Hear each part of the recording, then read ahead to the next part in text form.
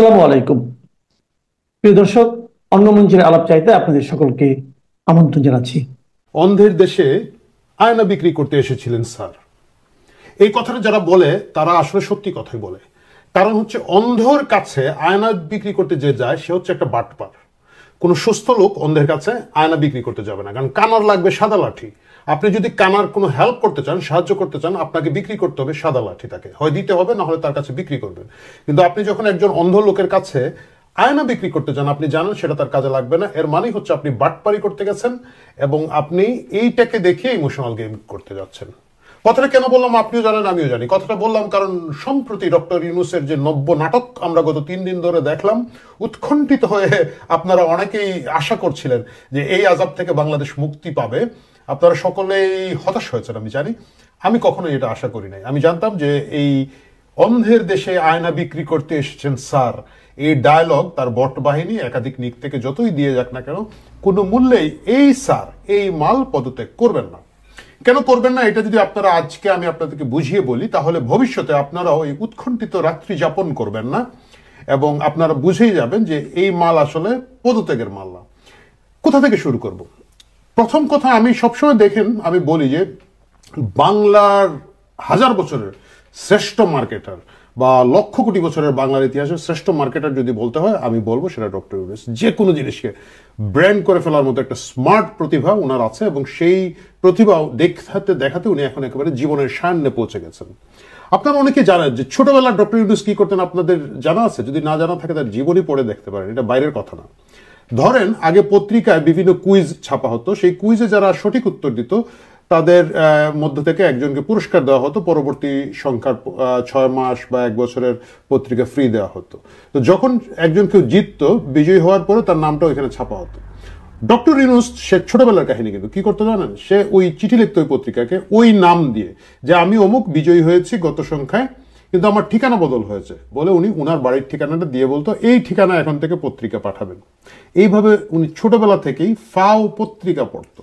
তো যার ধরেন এই ছোটবেলা থেকেই ধান্দা, বাটপারি শব্দটা বলবো না, একটা মুরব্বী মানুষ, নোবেল পুরস্কার পেয়েছেন, যা মহান উপদেষ্টা আমাদের, যার এই ধরনের স্মার্টনেস ছোটবেলা থেকেই ছিল, তার কাছ থেকে আপনারা পদে পদে পদে পদে স্মার্টনেস পাবেন। বাংলাদেশের ইতিহাসে সবচেয়ে বেশি ব্যক্তিগত লাভ চক্ষুতে দেখা যাচ্ছে, মানে চোখে দেখা যাচ্ছে, কে পাচ্ছে? ডক্টর ইউনূস পেয়েছে। আপনারা জানেন প্রথম কথাই হচ্ছে তার 666 কোটি টাকার যে মামলাটা ছিল। অনেকে বলেন যে শেখ হাসিনা ডক্টর ইউনূসের বিরুদ্ধে প্রতিহিংসা বলতো মামলা দিয়েছে, সেটা থেকে উনি প্রথমে তার কর্ম মওকুফ করে নিয়েছেন। আপনাদের একটা জিনিস মনে রাখতে হবে, তার বিরুদ্ধে অর্থ পাচারের একটা মামলা ছিল। মামলাটা এত সলিড ছিল, মামলাটা এতই অপ্রমাণযোগ্য, মানে এত বেশি প্রমাণ এটার মধ্যে ছিল যে এটা আদালতের রায়ে আসলে এটাকে 19-20 করার কোনো সুযোগ ছিল না। যার ফলে আপনারা দেখবেন সেই মামলাটা উনি দায়িত্ব নেওয়ার আগে প্রত্যাহার করা হয়েছে। মানে মামলাটা কিন্তু আদালতের মাধ্যমে নিষ্পত্তি হয় নাই। আদালতে বলতে পারতেন উনি যে আমি তো ন্যায় বিচার পাই নাই, শেখ হাসিনা খুব খারাপ ছিল, উনি আমাকে এই মামলায় জড়িয়েছে, এই যে প্রমাণ, আমাকে মাফ করে দেন। কিন্তু এত বেশি প্রমাণ এটার মধ্যে ছিল, এই অর্থ পাচারের মধ্যে ছিল, যে এটা থেকে উনি মাফ পাবেন না জেনেই উনি কিন্তু মামলা আগে থেকে প্রত্যাহার করে নিয়েছেন। আপনারা জানেন গ্রামীণ ব্যাংকে বাংলাদেশ সরকারের মালিকানা ছিল 25%, সেটাকে কমিয়ে উনি 10% নিয়ে এসেছেন। বাকি অংশটুকু গ্রামীণ ব্যাংক ফেরত পেয়েছে, সরকারের মালিকানা এখানের মধ্যে কমে গিয়েছে। তারপরে কত কিছু যে বলবো ভাই, মানে পুরানা সবগুলো যদি আপনি বাদ দেন, নতুনের মধ্যে আসেন। আপনারা জানেন একটা গ্রামীণ ইউনিভার্সিটি উনি, এর মধ্যেই 8 মাসের গল্প, কিন্তু মানে সব দুষ্ট হচ্ছে হান্নান মাসুদ আর সার্জিস আলমের, যে ওরা টাকা খেয়ে ভোটলা হয়ে যাচ্ছে, ফোটকা হয়ে যাচ্ছে, কিন্তু তাদের বছরে বছরে বস যিনি আছেন তার হিসাবগুলো যদি আপনারা নেন তাহলে দেখবেন যে এটা বিশাল লাভজনক ইনভেস্টমেন্ট তার জন্য হয়েছে। গ্রামীণ বিশ্ববিদ্যালয় উনি নিয়েছেন, গ্রামীণের নামে মিনিমাম 20টার উপর, আমি শুনেছি 22টা প্রতিষ্ঠান ইতিমধ্যেই আছে। তারপরে উনি কিন্তু একটা আদম ব্যাপারের লাইসেন্স নেওয়ার লোকটাও সারতে পারেন নাই।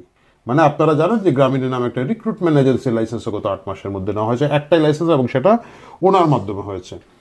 বিকাশ এবং রকেটের ব্যবসা খুব জমজমাট, সুতরাং সেখানে ডক্টর ইউনূসের গ্রামীণ ওয়ালেট চালু হতে যাচ্ছে, সেটারও অনুমোদন পেয়ে গিয়েছেন। তো এত কিছু যিনি 8 মাসের মধ্যে পেয়ে গিয়েছেন, আপনি কি মনে করেন উনি আপনার উপর আমার উপর রাগ করে, ওয়াকারের উপরে রাগ করে ক্ষমতা ছেড়ে চলে যাবেন? এই মজা ছেড়ে চলে যাওয়ার লোক উনি, যিনি ছোটবেলা থেকেই পত্রিকায় চিঠি লিখে একজনের হক মেরে সেটা উনি নিজে পুরস্কারটা নিয়ে নিতেন, সেই লোক সম্ভব না।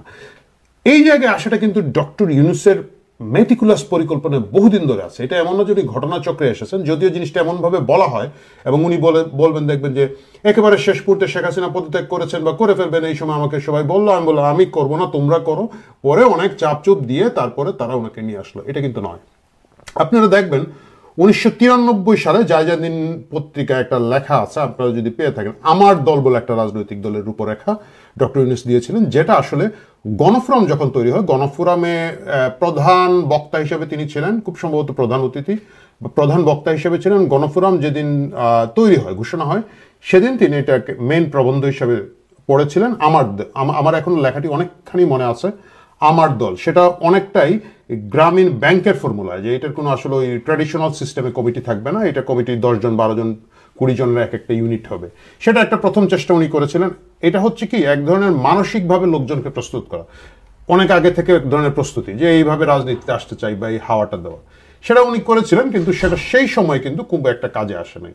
পরবর্তীতে যখন বাংলাদেশ একটা বড় সংকটে পড়লো 2007 সালে, 111-এর সরকার আসলো, সেই সময় উনি হঠাৎ করে নাগরিক শক্তি নামে একটা রাজনৈতিক দলের ঘোষণা দিলেন এবং সেটার পিছনে উনি অনেক খাটাখাটি করেছেন, অনেক প্রস্তুতি নিয়েছেন।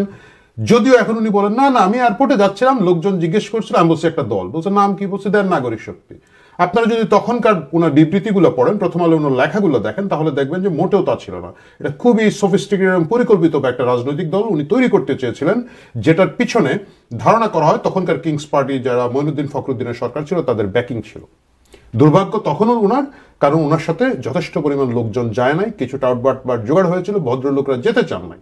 এবং তিনি যখন এই দলটা বন্ধ করেন, সম্ভবত 5 বা 6 সপ্তাহ পরে, সেই চিঠিতে উনি বলেছেন যে আমি আশা করেছিলাম যারা আমার সাথে আসবে তারা কেউ আসে নাই, তাই জন্য আমি আর এই রাজনৈতিক দলের মধ্যে যাব না। এটা ছিল তার সেকেন্ড উদ্যোগ এবং এখন এসে উনি তৃতীয় উদ্যোগে পড়েছেন এবং অবশেষে তিনি ক্ষমতায় বসেছেন। আপনারা অনেকে আমার সাথে দ্বিমত করবেন যে না, উনি আসলে তখন তো কোনো উপায় ছিল না, হঠাৎ করে কোটা বিরোধী একটা আন্দোলন চলে গেল, কোথায় যেন চলে গেল, যেতে যেতে দেখা গেল যে শেখ হাসিনা পতনের আন্দোলন হলো এবং শেখ হাসিনার এবং আওয়ামী লীগ সরকারের পতন ঘটলো, তখন তো আমাদের আসলে কোনো উপায় ছিল না। উনি মোটেও এটা জানতেন না, উনি বাইরে বসেছিলেন। আপনি ডক্টর ইউনূসের নিয়োগগুলো যদি দেখেন, তাহলে দেখবেন যে গেমটা আসলে এইখানে না। এখন এই যে উনি পদত্যাগের নাটকটা 2 দিন ধরে করছেন, কারণটা কি? উনার পদত্যাগ তো কেউ চায় নাই। মানে স্টেক হোল্ডারদের মধ্যে আমি যাদেরকে বলবো, আওয়ামী লীগকে বলবো না, আওয়ামী লীগ খেলার বাইরে, তাদেরকে দুধ ভাত, তাদেরকে আপাতত আমরা মাঠের বাইরে রেখেছি। রেখে যদি দেখেন, বড় স্টেক হোল্ডার হচ্ছে বিএনপি। বিএনপি কিন্তু ডক্টর ইউনূসের পদত্যাগ চায় নাই। জামাত ইসলাম তো চাওয়ার কথাই না, তারা উনার নিয়োজিত বা নিযুক্ত। সেনাবাহিনী প্রধান বারবার বলছেন আমি ডক্টর ইউনূসকে, যেহেতু সেনাবাহিনী একটা বড় স্টেক এই মুহূর্তে, আমরা তার সাথে আছি। তাহলে উনার পদত্যাগ কিন্তু কেউ চায় নাই, তাহলে উনি পদত্যাগ করতে চাচ্ছেন কেন? বিএনপি কার পদত্যাগ চেয়েছে? খলিলুর রহমানের। খলিলুর রহমান লোকটাকে, খলিলুর রহমান এর আগে কখন এসেছে আপনাদের মনে আছে? যখন জাস্টিস লতিফুর রহমানের কেয়ারটেকার সরকার ছিল, তখন কিন্তু খলিলুর রহমান এই দেশে এসেছিল। সারা জীবন সে বেচারা আমেরিকা ছিল। তাকে জাতীয় নিরাপত্তা উপদেষ্টা করা হয়েছে। এই পদটা তৈরি করে উপদেষ্টা সমান মন্ত্রী স্ট্যাটাস দিয়ে তাকে আনা হয়েছে। একটা অভিযোগ আছে যে সে একটা আমেরিকান সিটিজেন, সম্ভাবনা খুব বেশি, যদিও সে খুব কৌশলে জবাব দেয়। সে বলে না কিন্তু যে আমি আমেরিকান সিটিজেন অথবা সিটিজেন না, সে বলে আমার আমেরিকান পাসপোর্ট নাই। হতে পারে তোমার পাসপোর্টের মেয়াদ শেষ হয়ে গেছে। এই ট্যাকটিক এবং ধান্দাবাজি কিন্তু এরা করে। সেই খলিলুর রহমানকে নিয়ে আসা হয়েছে। বাংলাদেশে একটা লোক খুঁজে পাওয়া যায় না যিনি জাতীয় নিরাপত্তা উপদেষ্টা হতে পারেন। বাংলাদেশের সেনাবাহিনীর অনেক সাবেক সেনা প্রধান আছেন, যাদের দেশপ্রেম, যাদের প্রতিষ্ঠিত, যাদের আন্তরিকতার ব্যাপারটা আছে, তাদেরকে কেউ করা যায় না। প্রফেশনাল অন্য কোনো জায়গা থেকে আনা যায় না। বাংলাদেশে একটা যোগ্য লোক পাওয়া যায় না, আনা হচ্ছে খলিলুর রহমানকে। খলিলুর রহমানকে দুনিয়ার কোথাও এর আগে নিরাপত্তা বিষয়ক কোনো কাজ করেছেন? কিছুই করেন নাই। উনি একটা হাফ কূটনীতিবিদ ছিলেন, মানে পররাষ্ট্র মন্ত্রণালয়ে ছিলেন, তারপরে চাকরির মেয়াদ পূর্ণ না করে তিনি রিজাইন করেছিলেন বা যাই হোক চাকরি ছেড়ে দিয়েছিলেন। দিয়ে তিনি বিভিন্ন প্রতিষ্ঠানে কাজ করেছেন, আমেরিকায় আছেন। রজার রহমান নামে ফেসবুক চালাতেন এবং কেন উনি একটা সম্মানী লোক রজার রহমান হয়ে গেলেন সেটাও আমরা জানি না। যাই হোক, এই রহস্যাবৃত লোকটাকে এনে বাংলাদেশে নিরাপত্তা উপদেষ্টা বানানো হলো, জাতীয় নিরাপত্তা উপদেষ্টা। গুড। কখন বানানো হলো? যখন মায়ানমারের দিকে একটা যুদ্ধ করিডোর দেওয়ার জন্য একটা প্রস্তুতি সরকার নিয়েছে। সেন্ট মার্টিনের লোকজনকে যেতে দিচ্ছে না এবং ওই অঞ্চলে যা কাজ হচ্ছে তা শেখ হাসিনা আগে যেটা বলেছিলেন, শেখ হাসিনা বলেছিলেন যে ওই অঞ্চলকে একটা বিচ্ছিন্ন অঞ্চল করার জন্য, খ্রিস্টান অধ্যুষিত অঞ্চল করার জন্য, বা কোনোভাবে বাংলাদেশ থেকে বিচ্ছিন্ন করে দিলে এবং ওই সব জায়গায় যদি আমরা বিশেষ বিশেষ মহলকে সুযোগ দেই তাহলে আমি ক্ষমতায় থাকতে পারবো। সেই কথাটা কিন্তু আমরা তখন বুঝেছি, আমি ব্যক্তিগতভাবে মনে করেছি যে শেখ হাসিনা আসলে কি বলেন না বলেন রাজনীতি করার জন্য একটা কিছু বলে ফেললো। কিন্তু আজকে সেই উপলব্ধিটা হচ্ছে যে কথার মধ্যে কিছুটা যে সন্দেহ আমরা করেছিলাম যে একটা কি বলা যায় অবিশ্বাস্য কথা, সেটা বোধ হয় নয়। যাই হোক, যেটা বলছিলাম, যেই মাত্র খলিলুর রহমানের পদত্যাগ বিএনপি চাইলো, আপনি দেখবেন তখনই কিন্তু মূল গেমটা জমলো। যখনই জেনারেল ওয়াকার দরবারে রুটিন ওয়ার্কের মধ্যে তার বক্তৃতায় একটু বললেন যে এই করিডোর দেওয়ার ব্যাপারে তাদের আপত্তি আছে, তখনই দেখেন ডক্টর ইউনূস তেলে বেগুনে জোরে উঠে এই পদত্যাগের নতুন নাটকটা তিনি শুরু করলেন। কারণ হচ্ছে তাকে যে মিশন দিয়ে এখানে পাঠানো হয়েছিল, সেই মিশনে করিডোর, সেটা করিডোরের নামে হোক, প্যাসেজের নামে হোক, দুয়ারের নামে হোক, আরো কি যেন নাম দিচ্ছে, চ্যানেলের নামে হোক, যে নামে হোক, এইদিকে একটা অ্যাক্সেস বহিঃশক্তিকে দেওয়ার শর্ত তার নিয়োগের পিছনে আছে বলে দৃঢ়ভাবে আমি অন্তত বিশ্বাস করি এখন। এবং তার প্রমাণই হচ্ছে এই কোথা থেকে, মার্কিন যুক্তরাষ্ট্র থেকে আনা হয়েছে। যে জিনিসটা হয়, সুপারভাইজার নিয়োগ দেয় না, ওই যে ভাই আমার কাজটা ওইখানে কিভাবে হচ্ছে, আমি একটা সুপারভাইজার নিয়োগ দিলাম, ও দেখবে, তোমরা কাজ করবে, ও দেখবে। এইভাবে মার্কিন যুক্তরাষ্ট্র থেকে খলিলুর রহমানকে আনা হয়েছে। বিএনপি সেটা টের পেয়েছে এবং বিএনপি খলিলুর রহমানের ব্যাপারে কিন্তু একটা শক্ত আপত্তি দিয়েছে। খলিলুর রহমান তো কোন ফ্যাক্টর না, আপত্তি দিয়েছে বিদায় করে দেন, আপত্তি দিয়েছে তাকে সরিয়ে ফেলেন, অথবা প্রমাণ করেন যে সে খুবই যোগ্য লোক, তার যোগ্যতা তো এখনো প্রমাণিত নয়। কিন্তু এটা এমনভাবে ডক্টর ইউনূসকে এসে লাগলো কারণ খলিলুর রহমানের নিয়োগ তার হাতে নাই, বা ওই যে পুরো প্যাকেজ এন্ড প্রসেসের ভিতর দিয়ে এই জিনিসটা আছে। এই জন্যই তিনি গত কয়েকদিন ধরে নাটক করলেন। এই নাটক আগামীতে আরেকটু বাড়বে, আবার বলবে যে স্যার আপনি অন্ধের দেশে কেন কি যেন আয়না বিক্রি করতে এলেন। প্রিয় দর্শক, এই নাটক দেখতে থাকুন, কিন্তু এই বিশ্বাসটা রাখুন ডক্টর ইউনূস সেধে নিজে থেকে পদত্যাগ করবেন না, যদি না তাকে বাধ্য করা হয়। যদিও দেখা যাচ্ছে যে সেনাবাহিনী খুবই অ্যাডামেন্ট ডিসেম্বরে নির্বাচন দেওয়ার ব্যাপারে, ডিসেম্বর থেকে জুনের ভিতরে নির্বাচন দিবেন বলে একটা ফাঁক ডক্টর ইউনূস এবং তার সাঙ্গপাঙ্গরা বলছেন।